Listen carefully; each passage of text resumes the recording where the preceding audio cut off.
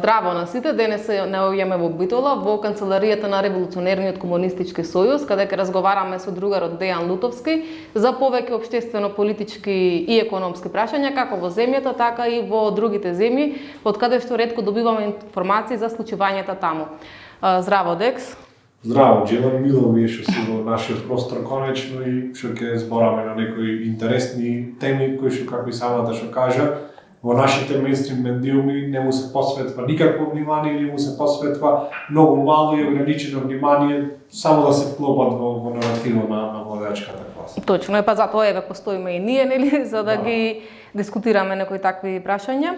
Прво би сакала да те прашам околу вашата организација, нели се преименуваше? Имате простор сега, па нешто за активностите, за југословенската секција?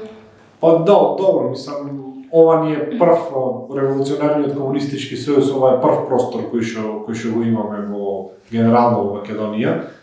Просторот функционира од јуни, официјално отварање имавме на 20 јули кај што бевме поканети членството на организацијата, пријатели и симпатизери, се помина во добра атмосфера. Значи ова е голем чекор напред за нас во професионализацијата на нашата работа, бидејќи знаеш и самата дека кога имаш физички простор е многу посериозно и многу подобро се функционира. Овој простор опстои во строго од наши средства, значи од средства на организацијата кои што ги собираме членовите по пат на чланарини и донации од симпатизери. Ние не се финансираме од никакви центри на моќ, сметаме дека мораме да бидеме финансиски независни за да бидеме политички независни, така да благодарение на жртвата и на трудот на членството овој простор може да опстои.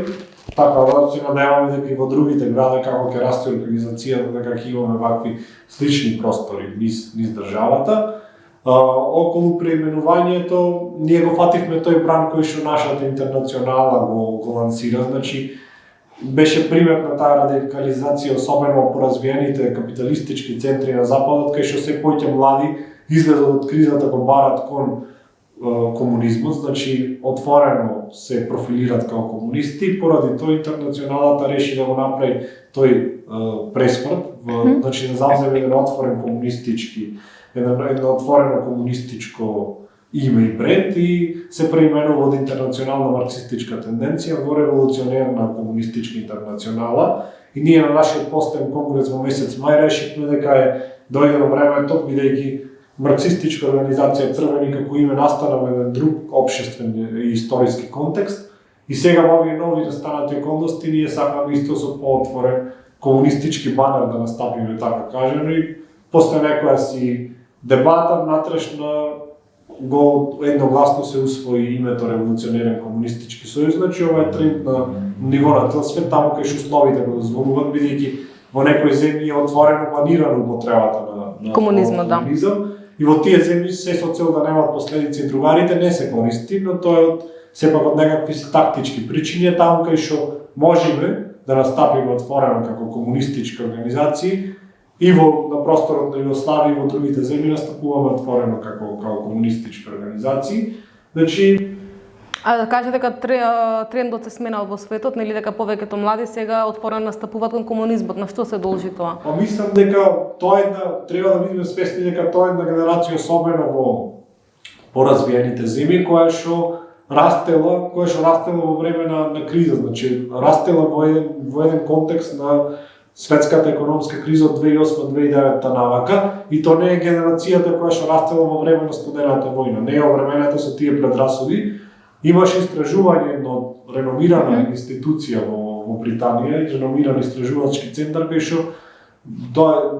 излева некои податоци дека дури 30% од младите кои што се интервјуирани во Британија се сметат себе си за комунисти, сличен беше процентот и за Канада и за Америка. Значи ова не се бројки кои што комунистите ги лансираат пропагандно, туку ова се бројки кои што се достапни на интернет, кои што може да се изгуглат и да се види дека навистина постои тој тренд на радикализација кај младите. Мислам дека тоа е, контекстот е сменет, условите се сменети, оваа генерација го нема бремето на претходните генерации. И најверојатно луѓето се посвесни стануваат дека капитализмот не може да се победи на поинаков начин, освен преку комунистичка револуција, да речем. Да, мислам дека тоа е поентата, дека сваќаат дека овој систем е веќе сенилен, дека нема што да понуди на младите генерации, особено е генерално на никој, и се свесни дека промени мора некакви да се случат. Да, такви се и промените во Бангладеш што се случува, нели студентите таму протестират против квоти. Сега малку појасно да биде против какви квоти протестират. Режимот во Бангладеш има усвоено некои квоти за вработување во јавен сектор, кај што дел од луѓето кои што се вработваат во јавниот сектор ќе бидат некои си 60% по тие нови квоти, некои си 30% се потомците на луѓето од таа ослободителна војна од 70-ти години и некои 10% за малцинства и за луѓе со попреченост, нешто така. Сега проблемот е што тие квоти се нашироко злоупотребени од режимот во Бангладеш. Младинскиот гнев почна како тоа дека треба во јавниот сектор да се вработва по некакви си објективни критериуми, а уствари режимот ги користи тие квоти за да си ги вработи своите лојални послушници. Значи најголем дел квотите, тие квоти од тие 60% се воведени за режимот во Бангладеш да си ги награди своите послушници, иако тоа почна како протест против квотите, на крајот прерасна во едно, можам да кажем, антивладино. Сеопшто антивладен и антисистемски бунт. Стотици има мртви.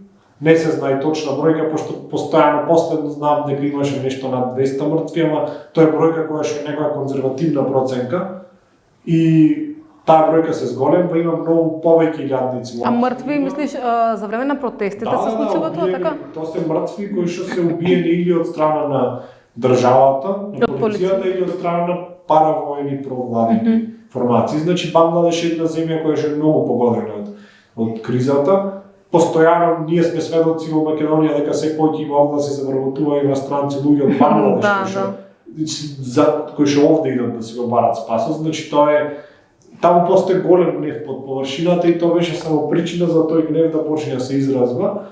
Значи масите во Бангладеш имаат само еден чекор напред, значи тоа нивно младинско востание да се поврзи со работничката класа и да стане еден сеопшт бунт, да се премени во контрреволуционерна состојба и сега власта таму, режимот со сите сили пробува да го спречи конекцијата на младите со работничката класа.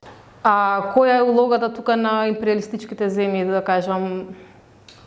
Бидејќи имат поголемо влијание во земјите како Бангладеш, од тој ранг, нели? Тие генерално и империалистичките земји, империалистичките големи медиуми нешто многу не известуваат за состојбата во Бангладеш. Значи ние можеме да се информираме преку некои алтернативни медиуми за тоа што се случува таму.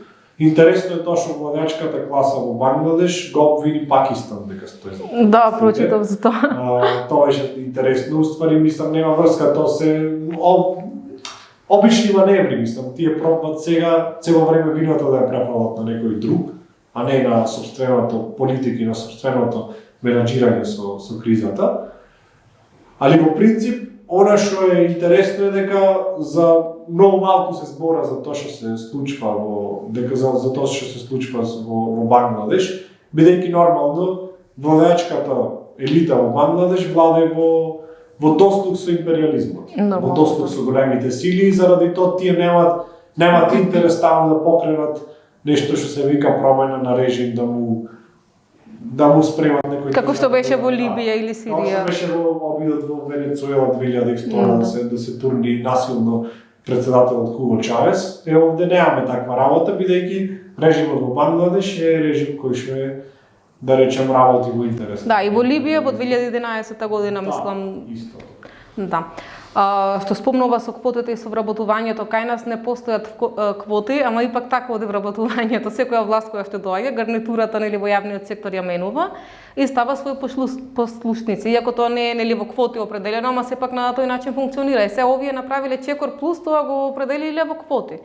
Дали станува збор за истото нешто? Па не знам, мислам дека кај нас малце, не знам колку можеме да ја споредиме ситуацијата со нашиот контекст, бидејќи кај нас тоа се некои си клиенталистички, претежно клиенталистички вработувања, не се тоа квоти од таков тип, тие квоти што ги. Да, ма суштината, знаеш, останува иста всушност. Суштината е дека секоја владеачка елита ги користи јавните ресурси за сопствени потреби и за сопствен интерес, да се заекни себе си, да може што подолго време да остани на власт, значи од тој аспект суштината и таму и овде иста, значи особено во овие периферни подрачја на капитализмот, секоја владеачка елита се труди што е можно повеќе да ги исцрпи тие јавни ресурси за сопствен интерес. Со тоа што тука е само малце пософистицирано, нели од Бангладеш. Малце пософистицирано, во суштина владеачките класи секогаш ќе најдат начин како тоа да го искористат за себе.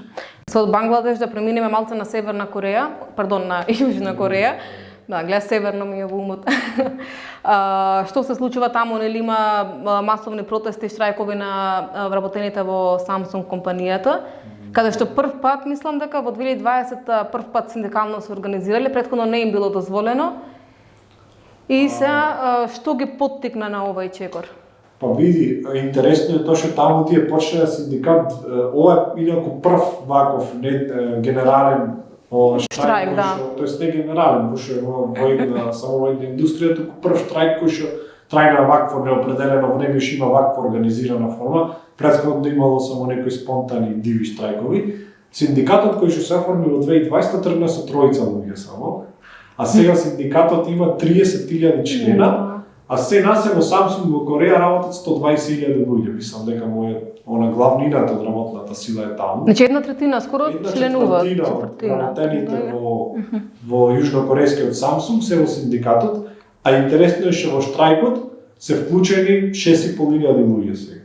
Значи во штрајкот 6.500 луѓе, тоа е сериозна бројка која што може да го парализира цел Samsung. Она што е битно да се нагласи за Samsung, тоа е не е било која фирма, значи тоа е многу мојќен, една од најмакните корпорации во светот, контролира 40% од пазарот на полуспроводници, кои што се многу битен сегмент за производство. Светскиот пазар. Процесори, да. Кога велам 40%, зборам за глобалниот пазар. Samsung е 20% од целиот бруто домашен производ на Јужна Кореја, значи тоа е фирма која што е сериозна, значи не е штрајк во таква индустрија е сериозна работа, значи не големо е парализирањето кое што се случува таму. Иако пробат на сите можни начини да го саботират штрајкот, да го прогласат за нелегален, сепак штрајкот се случи. Дали вклучиле штрајкбрейкер или немаш информација? Мислам дека да, иако не сум баш детално запознат, али мислам дека тоа стално пробат да го прават со таму со штрајкбрейкери. Она што е интересно е што од тие 6.500 луѓе, 5.000 луѓе директно работат во секторот кај што полуспроводници се произведбат и имаше слики на Нова Искра беа објавени слики кај што тие луѓе имаа видни физички деформации. Да, ги видов. Мислам баш беа језиви тие слики за гледање. Значи штрајкот што го имате и тоа како оправдан. И плюс, што прочитав, што кажав Северна преска, се збунив, ги обвинувале најгласните работници дека соработуваат со Северна Кореја. Дека Северна Кореја ги инструира за практично комунизам. И за претходново прашање, нели ги овие во Бангладеш викале дека соработуваат со Пакистан. Така што секаде е истата матрица. Се наоѓа ривалската владеачка класа, примерно Соседната република, да се обвини дека дека овде се е супер, туку дека неколку има други национални цели тие инструирани платеници од Северна Кореја пробат да го направат овој штрајк, што не е вистина, мислам, има постојано сведоштво и самите слики што излегува дека условите таму се објективно многу лоши. Значи за Јужна Кореја треба да се знае податокот дека последните 3 или 4 години 8.000 луѓе имаат умрено на работно место во Јужна Кореја. Значи тоа не е тоа измислица на Северна Кореја или на било кој. Тоа е нешто што реално таму се случува. Значи луѓе умират на работно место и тоа е она што ја предизвика работничката класа да дојде до таа ситуација да нема друг избор освен да штрајка. Нормално, да. Сега малце да се вратиме и кај нас, нели имаме нова влада, изборите поминаја вака така и што мислиш која ќе биде перспективата за работничката класа, имајќи во предвид дека видов имаше најави дека даноците ќе се намалат, а дека луѓето што дома произведуваат нешто сладки такви работи, не знам, дека тоа ќе се одданочува. А за големиве фирми ќе се намалат даноците, она нели што викат уште во време на Груевски даночен рај дека ќе биде Македонија. Оваа влада исто како и сите претходни влади застапува на некој одреден слој од капиталистичката класа во Македонија, интернационалната капиталистичка класа.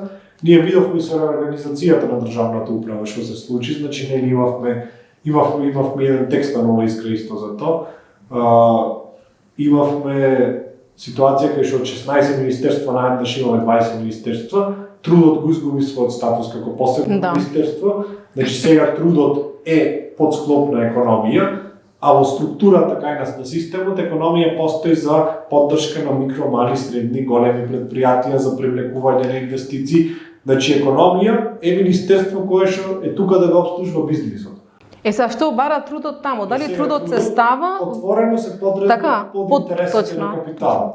Значи се реформира тоа Министерство за социјална политика, демографија и млади се вика сега, кај што можеме повторно да очекуваме да не трујат со пропаганда за трето, четврто, петто, десетто дете, бидејќи целата, мислам, владата е конзервативна, сите владини партнери, освен коалицијата, знам, имат отворено конзервативен презнак. Знам, има некаков си лево-либерален презнак, ама во суштина е тоа пак партија која што служи на интересите на капиталот, како и другите двајца поголеми партнери во владата. Она што е битно исто така е дека се отвори и тоа ново Министерство за минерални суровини, за рударство, минерални суровини и енергетика. Знаеме каков отпор имаше на југоистокот против тие така наречени политици на смртта. Сега она што е интенција на новата влада е да го олесни, пошто во економија кога беа тие под надлежност на Министерство за економија, постапката беше многу комплицирана за добивање на концесии. Сега таа постапка планот е да се олесни со новото министерство и сите тие спорни рудници да се отворат. Да се отворат, да. Помислам дека тоа е интенцијата, дека рударското лоби отворено го ја поддржа новата влада на новото ДПМН. Има идеја данокот на добивка да го спуштат од 10 на 8%. Имаше најаве дека платите нема да се зголемат, значи ова е влада која што отворено ќе влези во офанзива против работничката класа и синдикатите. Веќе имавме реакции на синдикатите кои што се побунија за укинувањето на посебното Министерство за труд. Веќе синдикатите почнуваат исто да го креват својот глас и околу најавите дека можно и недела да се врати како работа. Да. Значи, добро, еве синдикатите одат пример чекор понатака, власта вика дека недела можеби ќе биде работен ден, ама синдикатите викаат чекајте, сабота не е работен ден исто така. Така што дали ќе се случуваат некои мислам судири, не знам. Властната борба во Македонија ќе добива некоја динамика. Мислам дека и кај нас се условите сменати, мислам дека тоа се рефлектира и во односот на синдикалното движење кај нас. Мислам дека ќе се случваат интересни работи овде. А она што е битно да се види дека новата влада, иако изборите ги добија, значи гладко, со 3:1, тоа во голема мера се должеше на желбата на народот да го испрати СДСМ во опозиција, бидејќи ништо што вети не испорача крупните работи за обичните луѓе, испорача нешто што нигде не го напише и не го вети, и луѓето беа гневни од 7-годишното владење, сакаа по секоја цена да го испратат СДСМ, кој што отворено се подреди под интересите на империализмот во Македонија, да го испратат во опозиција, но ветваше некои големи работи кои што нормално дека нема да ги. Па не е само тоа, јас мислам дека малце ВМРО повеќе дојде на власти со тоа, со националните теми, со експлоатацијата на тие. Види, тие го искористија тој гнев од националните понижувања, од промената на името од францускиот предлог. Но предходно објективна материјална основа постои за тој гнев. Ама ВМРО ДПМН не може тука ништо да направи, бидејќи ВМРО ДПМН е експозитура на европскиот, на германскиот империализам и само наивен човек може да верува дека ВМРО ДПМН ќе испреговарал подобар договор или дека нешто битно ќе смени. Тоа е, мислам дека националистички фолклор. Во суштина е националистички фолклор за да се добијат. Ама луѓето паѓаат на тој националистички фолклор тоа. Паѓаат во отсуство на некоја си било каква друга подобра понуда. Да. Не постои отворена, значи не постои отворена понуда која што ќе се залага за подобар живот на работничката класа, која што самиот систем ќе го проблематизира отворено и сега луѓето ќе се патат на некоја си структура која што е доволно голема, која што има пуштено корени овде, ама во суштина битно е дека ВМРО Ова владење не изгледа од старт како стабилно, значи не потсеќа на владењето на ВМРО Груевски од 2006, туку некако од старт почна скандали, од старт почна да ги напаѓаат новинари од сите страни, значи ќе видиме како ќе се одвива работата, ама оваа влада, сите индикации се дека оваа влада нема да владе мирно и стабилно, значи има и трзавици внатре во владината коалиција со помалите коалициони партнери.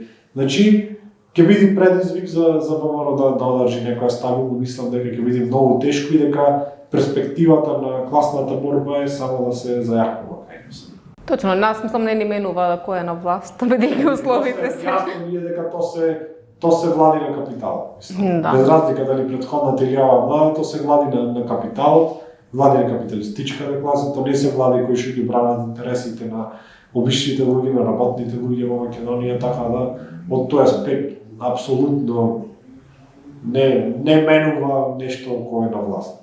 Добро, што се случува во земјите во регионот, како Србија, Хрватска? Она што тука сакам да го спомнам е дека пошто сме ние југословенска организација, Револуционерен комунистички сојуз, моментално имаме организирана работа во Македонија, Србија, Босна и Херцеговина, Хрватска и Словенија. Ние во Хрватска имавме еден период кај што нашата работа почна да добива некој интензитет.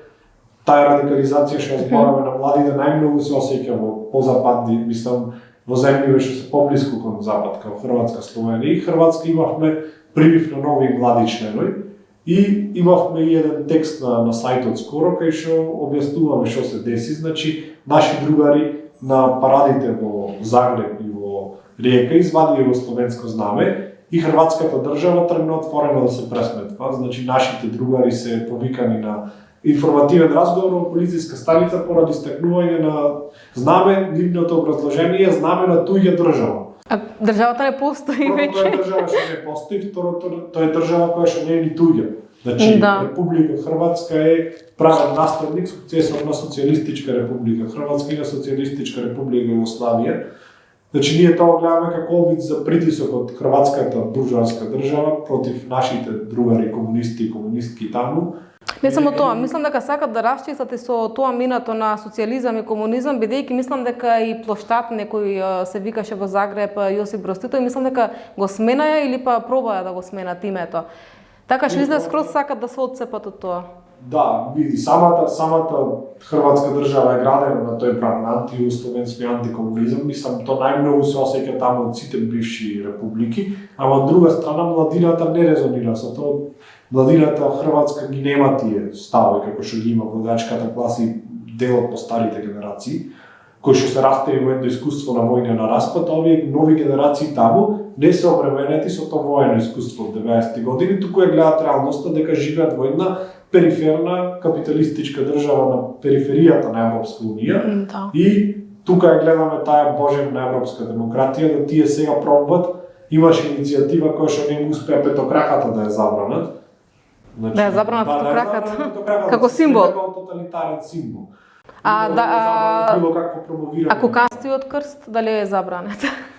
Па не знам, не сум сигурен, мислам дека е. Да. Али тие сакат третманот на петокраката да биде како третманот на кокастиот крст и поради тоа што е обид за тој политички притисок, моментално двајца наши членови, еден од Загреб, еден од Риека, се соочуваат со парични казни, бидејќи против нив се покренати прекршочни пријави. Дури премиерот на Хрватска го коментираше така наречениот инцидент со владењето на А каде беше извадено знамето? Едно во Загреб, едно во Риека. Не мислам за време на настан некој? За време на парадите на гордост во јули. И сега тие настани покренаја бура во јавноста, некој си една-две недели цело време се збораше, се коментираше за тоа, се стиша малку. Али ние сме свесни дека ова е на некој начин препознавање на целата работа која што се случи во Хрватска и не планираме, имаме и текст на порталот и на Црвена критика и на Нова искра за случувањата, че не планираме да отстапиме од под притисоците, туку планираме уште посилно да продолжиме да работиме и поодлучно во одбрана на наследството на Југословенската револуција и во одбрана на изворните комунистички идеи како Југословенска комунистичка организација. Добро. Па Дејан, ти благодарам за разговорот. Многу, се надевам ќе се гледаме во други прилики. Да. Поздрав до сите гледачи на Гласни идеи. Hvala ti. Почитувани гледачи, за повеќе емисии следете на YouTube каналот Гласни идеи.